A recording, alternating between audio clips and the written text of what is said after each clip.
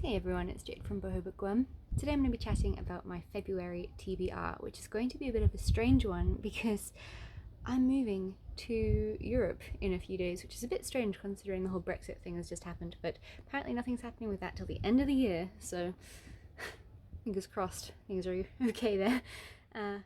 Yeah, I'm off to go work on the boats again, which is really not what I thought would be happening in my life right now, but you know, long story short, basically I am in a place in my life where I am not financially stable, and I'm struggling to make things work where I am now, as beautiful as it is, and I'll be giving up a lot here, but going to work back on the boats seems to me like the best option, not only to just get back on my feet financially, but also to spend time to focus on me and grow and be alone and enjoy my own company and all that stuff I've mentioned in previous videos. So yeah, I've only got a few days left and it's already the 3rd of February now, so woo, big things happening, guys.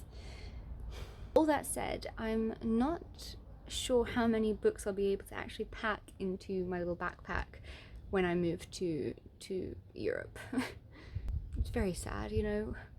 One day, when I'm big, I'll be able to have my very own bookshelf filled with books and my own home with plants and candles and paintings on the wall and framed photographs. That's not my time right now. I don't know when it will be, but there we go. I think it's a good thing though, like I'm proud of myself for taking the plunge and doing it, because yeah, I'm proud of myself for finally putting myself first for the first time. It's a tough one for me because I've never really put myself first. I've always given things up for someone else or moved somewhere to be with a man.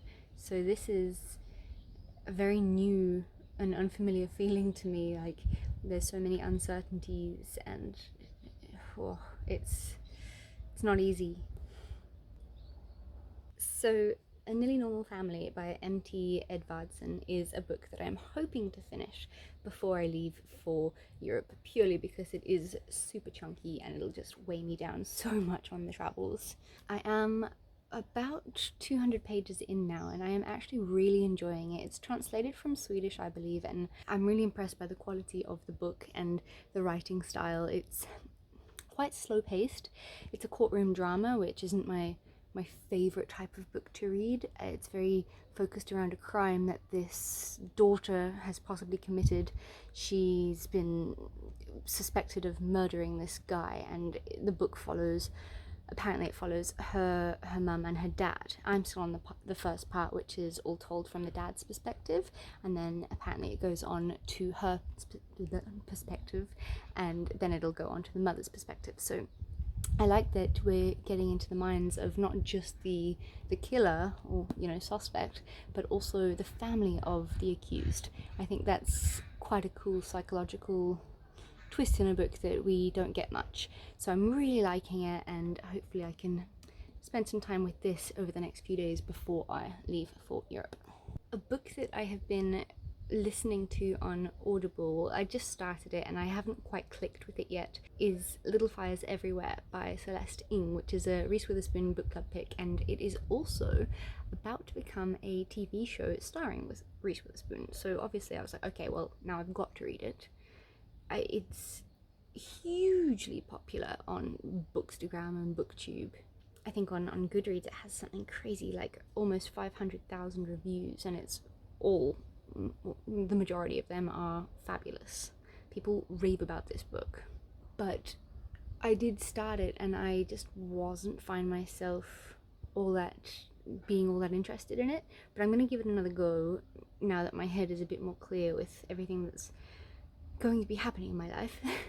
So it's all set around this town called Shaker Heights, and it kind of, from the blurb, sounds quite, what's that thing, Desperate Housewives-y, like the one where it's like this perfect little town. I can't remember what I'm trying to say, but it kind of sounds like that, like everyone in the town is very meticulous. Then this character called Mia comes into the picture. She's just arrived into this idyllic little town with her young teenage daughter. Mia's obviously a single mother. She's an artist. They go and stay with a family called the Richardsons. They go and rent from them, and very quickly everyone is very drawn to this mother-daughter duo. Mia has this really mysterious past that she tries to keep very much hidden. So while it kind of seems like the book would be more focused on Mia's story, there's also a part in the book where the Richardsons are trying to adopt this, I think it's a Chinese baby, and this big custody battle erupts, and the whole town is in a divide, like small town drama, so it sounds like. Unfortunately, with all this chaos, Mrs. Richardson and Mia start to clash. So Mrs. Richardson starts trying to figure out Mia's past, and that has massive effects, not only on Mrs. Richardson's entire family, but on Mia and her family too. I've tried very, very hard to not get myself in for spoilers with this book, because it is one that I have been wanting to read for a while. So hopefully I find my way with it and I end up really enjoying it. I'll let you guys know. I mean, it won the Goodreads Choice Award of 2017, so it's got so many positive reviews, so it must be a good book. I think my head's just been all over the show lately. Another book that I just started this morning actually on Audible is Good Girls Lie by J.T. Ellison, who I adore her writing. I absolutely loved her book Lie to Me. My dad actually just finished it and he loved it too. I feel like Good Girls Lie is going to get me back on track with my normal psychological thriller reads that I absolutely love.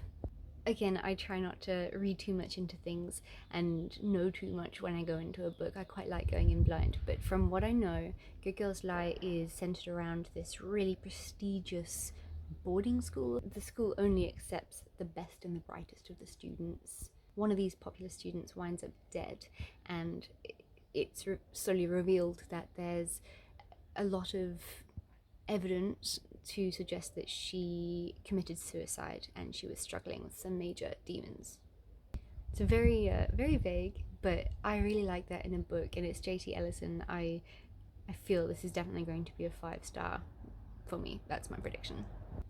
And then one that I have been seeing absolutely everywhere lately is Long Bright River by Liz Moore. So the blurb on this is: two sisters travel the same streets, though their lives couldn't be more different. Then one of the girls goes missing. So back on with my thrillers, love it. So in Long Bright River, these two sisters used to be literally inseparable, but as is usually the case, people grow apart, just even siblings. So one of them has now wound up living on the streets, battling with addiction, while the other sister is walking the same streets as her sister, but she is in a police uniform, so polar opposites. There's been like this long string of murders and disappearances happening, and then the one sister that's living on the streets goes missing, so the other sister in the police uniform tries really hard to figure out what happened to her sister, and she becomes pretty obsessed with the case. I have heard that this book flits between, present day and back to the girls' childhoods, so I'm gathering something must have happened in their childhoods to make shit go down in this book. But I mean, I've seen this book all over Instagram and people are absolutely loving it, so I'm really excited to just jump on the same train and be able to talk to people about it. I've got so many books on my Audible account that I need to read, and I feel, especially with my travels, I'll probably get through quite a lot, but I don't want to make my TBR pile too big at the moment. I'm already 5 books ahead for this year so far to reach my goal of, I think I've only set a goal of like 50 books this year because I know I'm just going to be crazy busy. And like I said, I'm not 100% sure how many, if any, books I'll actually pack with me. I've never really not packed a book.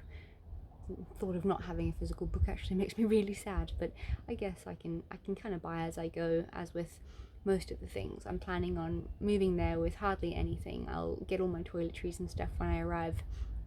I'll pack a few basics, but for the most part I'm going to be in uniform there.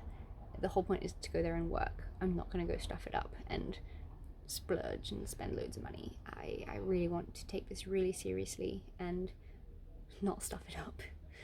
I need to get back on my feet. But yeah, I feel like I'll take bare minimum and just build a new life as I go. It's so crazy. Like, this is not where I thought I'd be at almost 30. Mind blown.